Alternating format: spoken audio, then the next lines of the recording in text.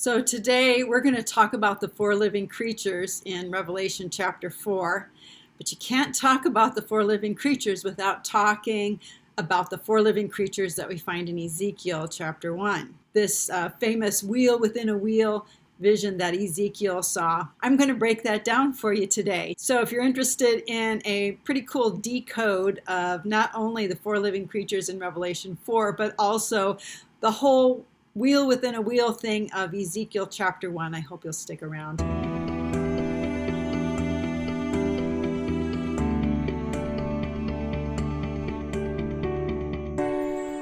If you've read the book of Ezekiel, you know it's a pretty weird story. It's a pretty weird book. Ezekiel is a prophet, he's a priest, and he was taken captive into Babylon. And in the book, he describes all kinds of things that God had him do because he was a prophet. Not only that, he was also taken back to Jerusalem, like taken back in time to see what kinds of things the priests and different people were doing in the temple that was so abominable. He was given some insight where he could actually see what was going on. And then he was also taken into the future to see the dry bones of Israel coming back together again, the Gog-Magog war, and even the millennial temple. So here's Ezekiel, and he's having these visions, and he may not only be having visions, he may actually be physically transported back in time. Now, you go, oh my goodness, how could that possibly happen? Well, if you wanted to describe time travel, and you wanted to describe the relationship between time and space, and you wanted to use symbols to do it, okay, commonly known symbols, then you would do what God did in Ezekiel chapter 1, where the writer, Ezekiel, sees a wind coming out of the north. Okay, this wind, the word for wind or whirlwind there is ruach, which is the word for spirit. He sees this spirit, this wind coming out of the north, and it's coming down to the earth, and there's four living creatures. Then there's this description of these four living creatures that they have. Each of them has four faces.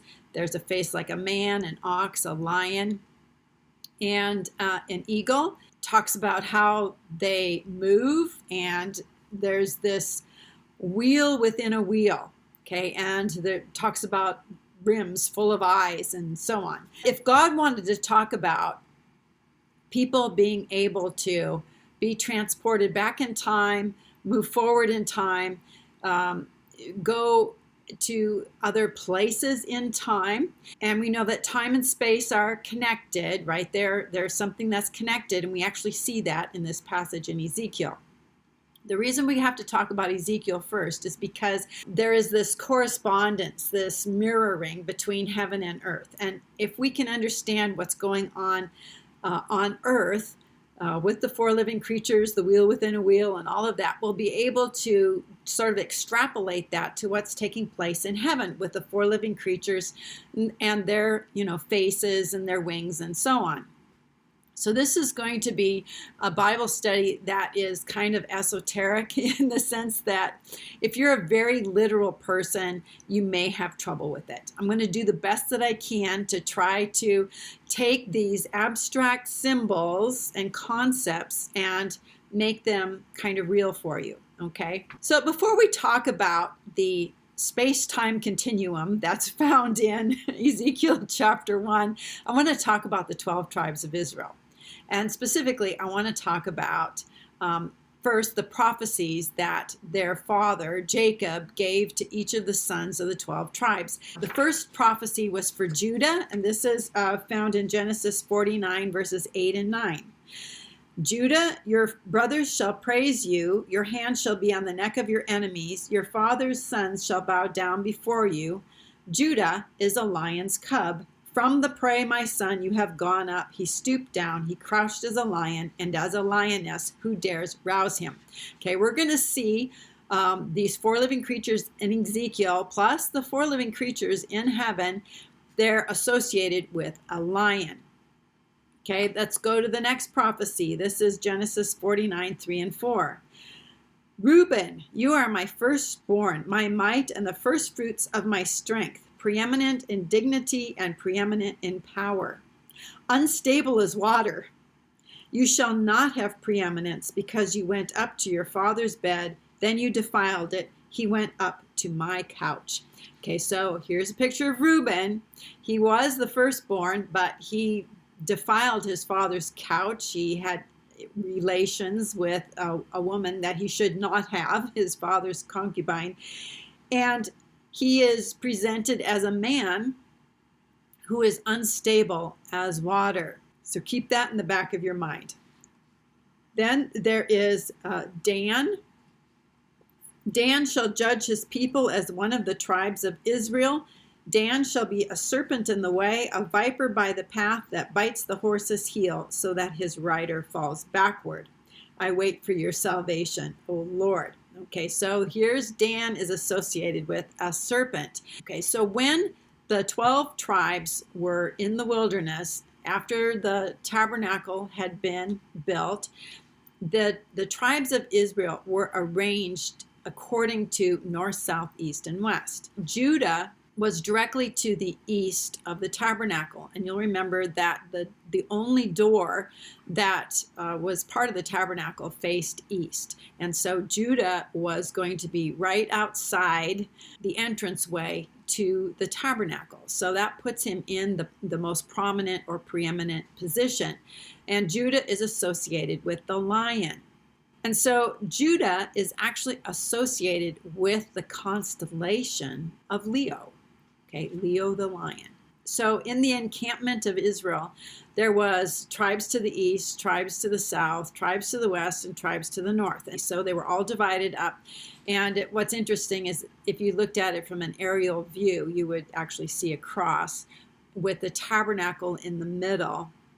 And of course, the tabernacle of Moses was representative of Christ. The tabernacle faced to the east with the tribe of Judah. And remember, Jesus descended from the tribe of Judah. So there's a lot of symbolism, not going to get into all of it. But what I want you to understand is that Judah is represented by a lion. There was a lion on the standard of the tribe of Judah. Each of the 12 tribes were assigned a sign of the Zodiac that went with their tribe.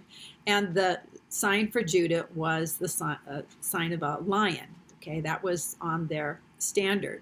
Reuben was associated with Aquarius. Remember, he's a man. Reuben was a man given to fleshly pleasures, and he's as unstable as water. And of course, Aquarius is a man pouring out water. Dan is associated with Scorpio or the scorpion, but on the flip side, there's an eagle.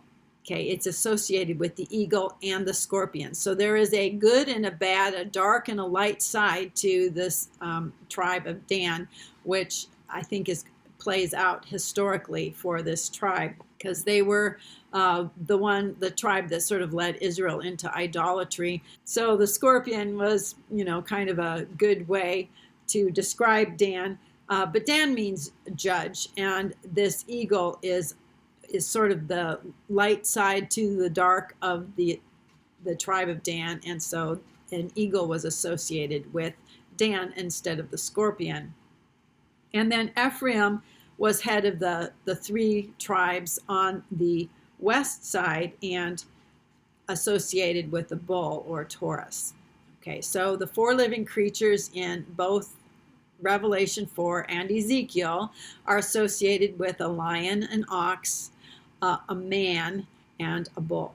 And the way the tribes are situated on earth, you also get a lion, an ox, a man, and a bull, and you get the cardinal directions of north, south, east, and west. So the lion, the eagle, the man, and the bull are associated with north, south, east, and west. They're also associated as being main constellations in the Mazareth, or in the wheel that's on the ecliptic plane that holds the constellations. Okay, so now we're actually taking north, south, east, and west, and we're bringing it out into a place where time is going to be measured. Remember, in Genesis, God said that he made the sun, moon, and stars for signs, for seasons, for days and years. In other words, he attached the sun, moon, and stars to time, okay, as measurements of time. So what I want to do here is we're going to talk about Hebrew cosmology, and it's an experiential cosmology. It's how people on earth would view these things happening, how they would see it in their mind according to how God had communicated it. There are people who are flat earth people. They've taken Hebrew cosmology basically and literalized and made it a literal thing.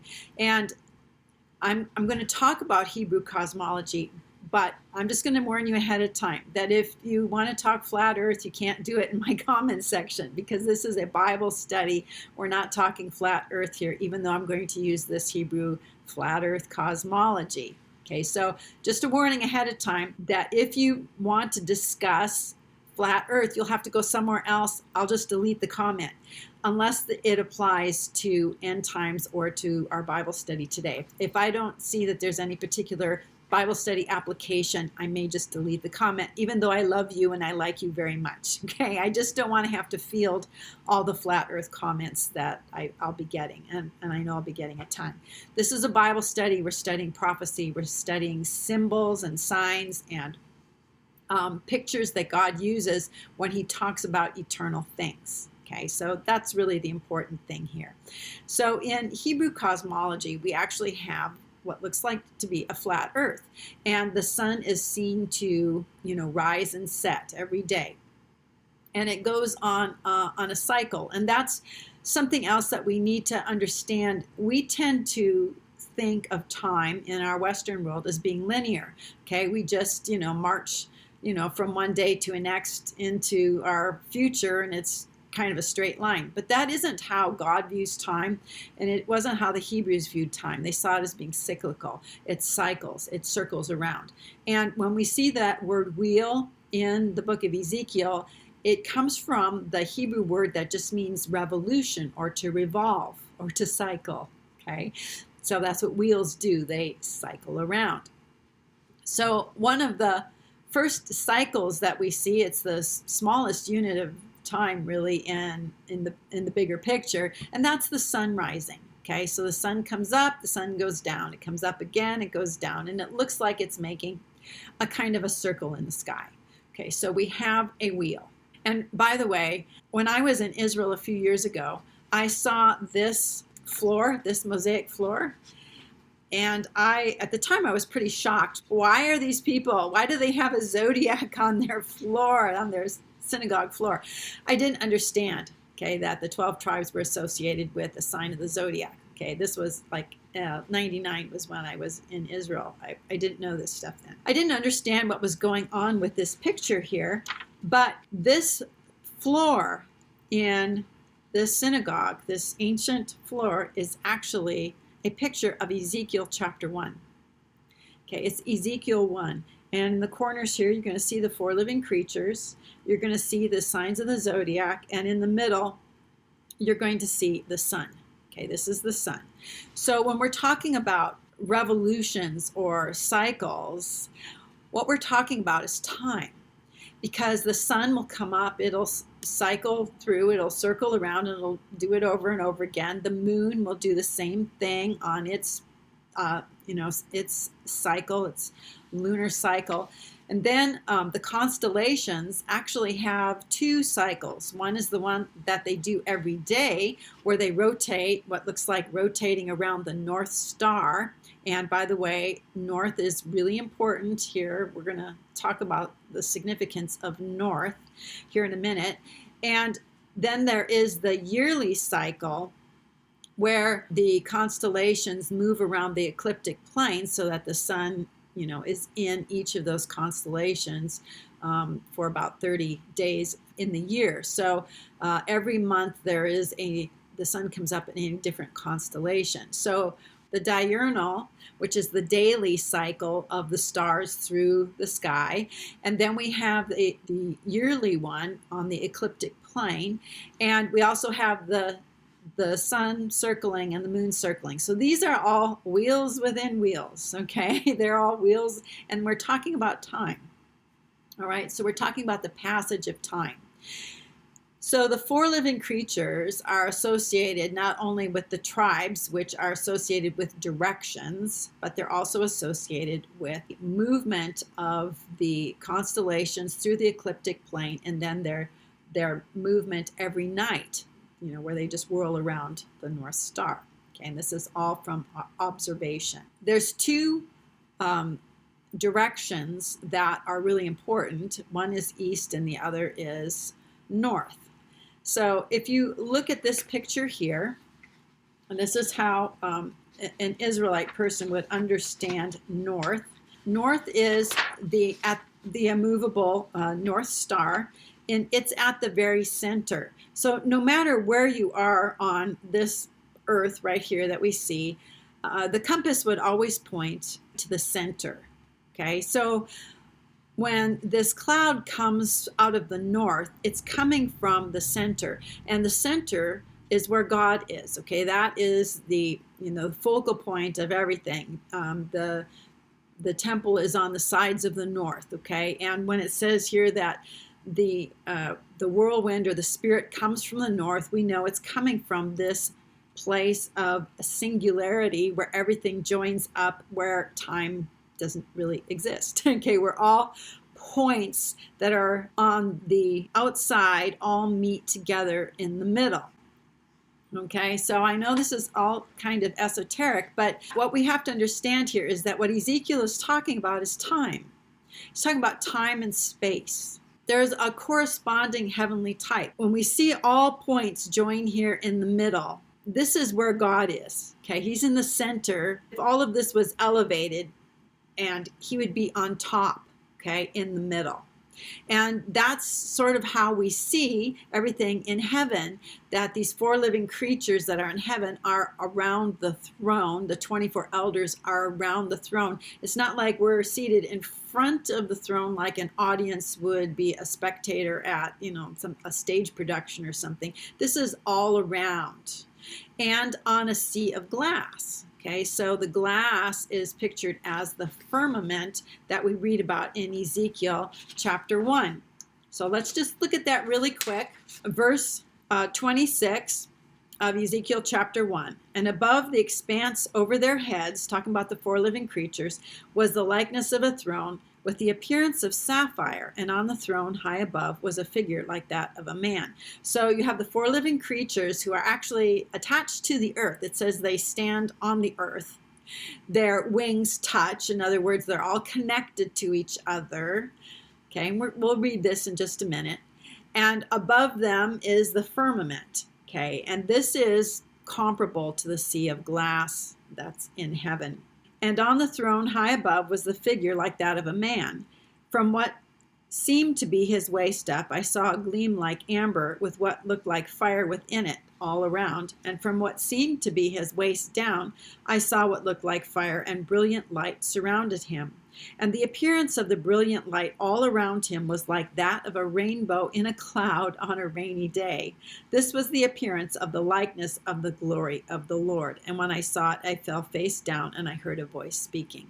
All right, so this last part here, verse 28, the appearance of the brilliant light was like that of a rainbow in a cloud on a rainy day. This is the appearance of the glory of the Lord. Okay, this is referred to in Revelation chapter 10, when one like a son of man comes down. He's wrapped in a cloud. He has a rainbow over his head, and he's glorious. All right, so there's a lot of depictions of Christ in Revelation that actually go back to Ezekiel here and the visions that Ezekiel had. These four living creatures who are on the earth, they have over their heads this expanse, this firmament, the sea of glass, and over them is God's throne, and around God's throne, we know from Revelation chapter 4, are the four living creatures who are slightly different than these four living creatures on the earth.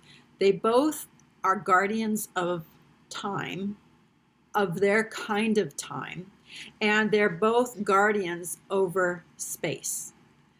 Right? So in heaven, the four living creatures guard God's sacred space up there. And the four living creatures down here have as their stewardship the movement of the constellations, the stars, the sun, and so on, especially the constellations, the movement of time. And remember, time is a created thing. Space is a created thing.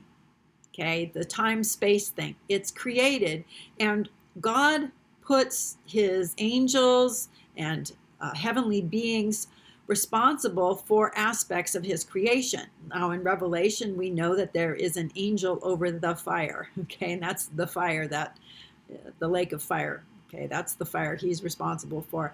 There is an angel of water. God assigns angels duties. The watchers were assigned to watch over humanity, and they didn't do such a good job. There's angels who are tasked with almost everything. God does very little personally. He issues commands, he gives stewardships, and then these four angels here whose wings touch one another, who have the ability to keep moving around, or when the Spirit moves them, okay, there's flashes of fire, the Spirit will move them, and they can actually touch down on their feet and time stops. Okay, we'll see that in a minute. So they can move through time any way that the Spirit bids them to. And because these four living creatures have their own spirit, their own breath, when the Holy Spirit communicates to them that they need to change what they're doing, change direction, move here or there, then they do that because they're responsible for this aspect of God's creation. Let's take a look at Ezekiel chapter 1, and I'm going to insert in some places the actual Hebrew word or an alternate meaning for the Hebrew word. Okay, so I looked and I saw a whirlwind. Mine says whirlwind. It's actually the ruach, or the spirit. I saw the spirit coming from the north. And remember, the north is the place of God's dwelling. Okay, so the spirit is going to come from the north. A great cloud with fire flashing back and forth and brilliant light all around it. And of course, that's a picture of the glory of God in the cloud. Okay, and we see that pillar of cloud and fire sort of symbolism in the book of Exodus. In the center of the fire was a gleam like amber, and within it was the form of four living creatures. So the Spirit brought these four living creatures with him, right?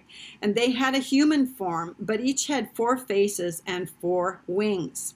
Okay, when we see wings, that's associated with things that are heavenly. When we see tails, that's associated with things that are devilish. So like the dragon has a tail. Okay, so they each had four faces and four wings. And their legs were straight, and the soles of their feet were like hooves of a calf, gleaming like polished bronze.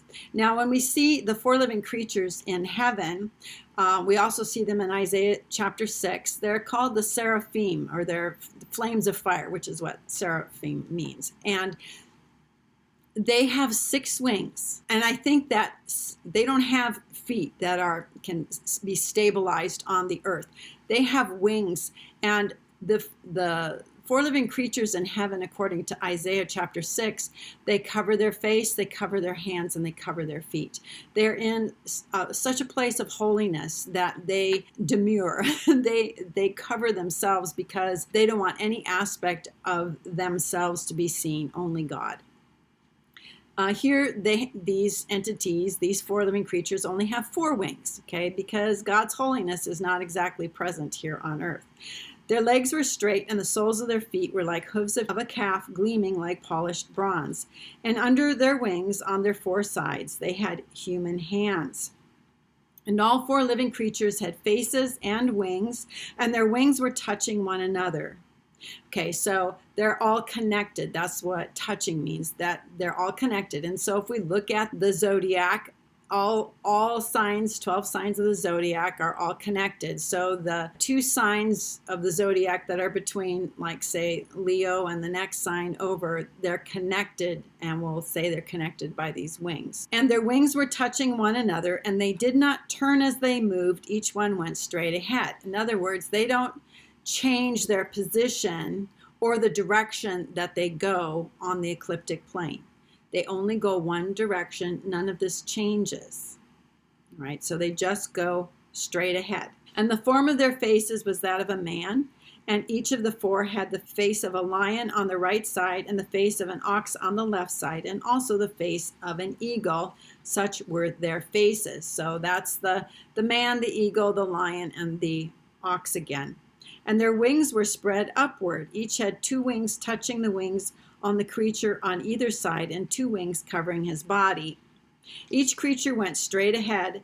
Wherever the Spirit would go, they would go without turning as they moved. So if the Spirit of God is wanting to speed up time, they would do just what the Spirit of God said in their order, as they go around.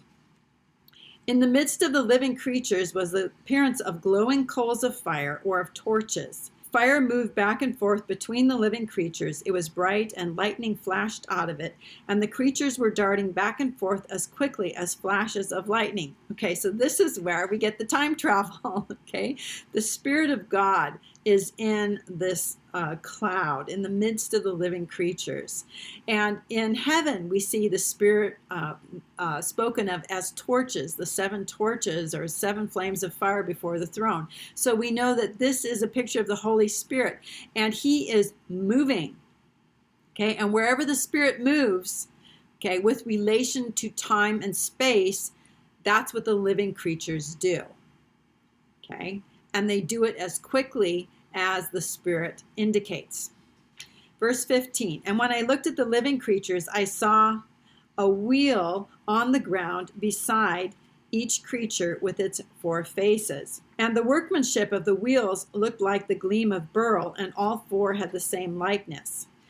Their workmanship looked like a wheel within a wheel. There's all these wheels. Okay, you can see the picture here. This is how the stars go through space, as well as on the ecliptic plane. And each of these entities had sort of responsibility for a portion of the wheel, maybe like 3 of the constellations that they were responsible for. And as they moved, they went in any of the 4 directions without pivoting as they moved. In other words, they didn't go out of order. They moved in. They could move forward in time or backward in time, but they didn't change how they moved to the ecliptic plane. Okay.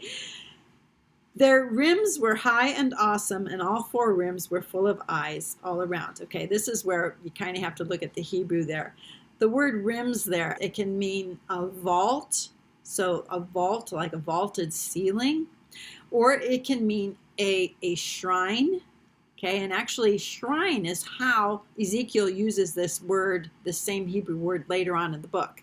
Okay, so what it kind of says to me is that each of the 4 living creatures was responsible for a portion of the constellations on the ecliptic plane. They were responsible for a portion of the time. So no one creature had full responsibility for all of time. It was sort of divvied up between these 4 living creatures. And it says here that the rims were high and awesome. Okay, so what we're talking about is the vault, or the vault of heaven, and the vault of heaven that these each living creature is responsible for. And it says that they were full of eyes. Well, earlier, I think it's actually in like verse 4, it talks about the center of the fire, there was a gleam like amber. Okay, this word is the same word as gleam. Eyes and gleam are the same Hebrew word. And the word can also mean sparkle or gleam or shine or glitter, like something that's associated with a jewel or precious metals. So we could say that their vault, or the shrine that they were responsible for, was high and it was awesome. And each of the 4 shrines or vaults that they were responsible for sparkled and gleamed and glittered. And of course, if you're looking at stars, that's what they do. They sparkle and gleam. Verse 19, so the living creatures moved, the wheels moved beside them, and when the creatures rose from the ground, the wheels also rose. So there's this rise and fall of the constellations on a daily basis, as well as their movement through the ecliptic plane. Verse 20, wherever the Spirit would go, they would go, and the wheels would rise alongside them, because the spirit of the living creatures was in the wheels. That is, these four living creatures are responsible for the movement of the stars, especially the constellations. Verse 21, when the creatures moved, the wheels moved. When the creatures stood still, the wheels stood still. And when the creatures rose from the ground, the wheels rose alongside them, because the spirit of the living creatures was in the wheels. And spread out over the heads of the living creatures was the likeness of an awesome expanse gleaming like crystal. And under the expanse their wings stretched out toward one another, and each one also had two wings covering his body. And when the creatures moved, I heard the sound of their wings like the roar of many waters, like the voice of the Almighty, like a tumult of an army or an encampment. Okay, and that sort of takes you back to the way the tribes encamped around the tabernacle. And when they stood still, they lowered their wings. Okay, so when they stood still, time stands still. Remember when Joshua and the long day, this is when the four living creatures touched down and time stood still. The sun stayed in the sky. The constellations didn't move until such a time as they were told to go again. Verse 26, and above the expanse over their heads was the likeness of a throne with the appearance of sapphire, and on the throne, high above, was a figure like that of a man. From what seemed to be his waist up, I saw a gleam like amber, and with what looked like fire within it all around. And from what seemed to be his waist down, I saw what looked like fire, and brilliant light surrounded him. And the appearance of the brilliant light all around him was like that of a rainbow in a cloud on a rainy day. This was the appearance of the likeness of the glory of the Lord. And when I saw it, I fell face down and heard a voice speaking. This is how God wants to show that he is that he is over space-time. Okay, he sits over the measurements of how time is measured. But because he's at due north, at the place of the North Star, time does not affect him. Okay, it's there, it's connected to him, he is aware of it, but time is not experienced by him the way that it's measured or experienced by those of us who live here on Earth. And the four living creatures who are on Earth are not only over time, the measurement of time, but they're also connected with north, south, east, and west, which makes them connected with space. So space-time are connected by the existence of these four living creatures who are responsible for the stewardship of all of this. Okay, so when we see Ezekiel in the book, and he is moving back and forth between Jerusalem and the temple and Babylon, where he's actually living, it'll say in some places that the Spirit of God grabbed him by his hair and took him somewhere, or the Spirit of God lifted him up and moved him to a different place. The reason this can happen is because God's in control of space-time. And if there is something on Earth that we see, like the four living creatures and space-time, heaven is going to have its version of that, because whatever is taking place on Earth is actually a reflection of what's going on in heaven. Heaven has its own four living creatures who are responsible for the sacred space of God, okay?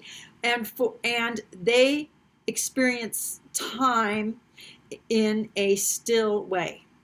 So because all of time connects at the North Pole, okay, it all connects at the north, at the center, which is where God is. Okay, he's at the center of everything, and the four living creatures are around him. So each of the four living creatures in Revelation, they only have one face.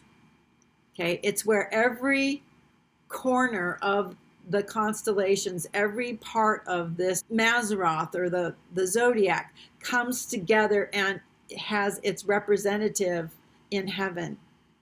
It's we're talking about a different kind of dimension where in some ways time sort of stands still, even though it's related to human time. So, for example, in Revelation chapter 4, we read about the four living creatures, and they never stop praising God. They praise God day and night. And you go, day and night? There's day and night in heaven? Well, they're aware of day and night because they can see it happening down below. And day and night also has to do with the idea that they never stop, that in the daytime they'll be praising God, in the nighttime they'll be praising God. It doesn't mean that every single minute of every single day of our day that they are praising God. It means that this is something they do on a regular basis. So we're going to read Revelation 4, and I'm going to make some comments, and we're going to kind of go back to what we saw in Ezekiel chapter 1 and make some connections here between how things are done in heaven and how things are done on earth. Verse 2, at once I was in the Spirit, sort of like Ezekiel was. He was in the Spirit and transported someplace that wasn't his normal place. And lo, a throne stood in heaven with one seated on the throne. And of course, we saw that in Ezekiel chapter 1. And he who sat there appeared like jasper and carnelian, and around the throne was a rainbow that looked like an emerald. And round the throne were 24 thrones, and seated on the thrones were 24 elders clad in white garments with golden crowns upon their heads. And from the throne issued flashes of lightning and voices, peals of thunder. And before the throne burned 7 torches of fire, which are the 7 spirits of God. And before the throne there is, as it were, a sea of glass like crystal. Okay, so that's the firmament that the 4 living creatures on earth are underneath. Okay, so God is on top, they're underneath. And round the throne, on each side of the throne, are 4 living creatures full of eyes in front and behind. So what we have here is layers of meaning. The Old Testament's written in Hebrew, the New Testament's written in Greek. Okay, so in the Old Testament, when we saw the eyes on the vault or the rim or the shrine, the eyes there are often translated as gleam or sparkle. Okay, they're full of sparkles. And if we're talking about stars, that is the best translation for the word eyes. Here, these living creatures have eyes, and these eyes here aren't sparkles. Okay, they're not sparkles. These eyes mean that from their vantage point, they can see everything. They see everything that's going on. They look through the sea of glass and they see it all. And they are watchful about what's going on earth, and they're watchful about the sacred space that they are guarding. Verse 7, the first living creature was like a lion, the second living creature like an ox, the third living creature with the face of a man, and the fourth living creature like a flying eagle. And here we see these same symbols, but here they actually mean something different, okay? Because this is all part of that layered Hebraic understanding. So we have a reference to the Zodiac, okay, the Mazzaroth, the tribes, okay, directions, and they're all brought together in this one place. And so each one of these living creatures doesn't have all 4. They have one. And verse 8, and the 4 living creatures, each of them with 6 wings, are full of eyes all around and within, and day and night they never cease to sing. Okay, so in Isaiah 6, these are called the seraphim, and they have 6 wings also that they cover themselves with because they're in the most holy, holy, holy, holy place that ever existed because God is there. And both the seraphim in Isaiah 6 and the 4 living creatures here in Revelation 4 sing about God's holiness, or they call out about God's holiness. Holy, holy, holy is the Lord God Almighty. And that word Almighty there, if you look it up in the Hebrew, one of the definitions is controller. He is the controller of everything. He's who was, who is, and is to come. Okay, so this is where time stands still, okay? He was, he is to come. Time stands still at this point in the north, okay, at the center. And whenever the living creatures give glory and honor and thanks to him who's seated on the throne, who lives forever and ever. again, another reference to time. The 24 elders fall down before him who is seated on the throne and worship him who lives forever and ever.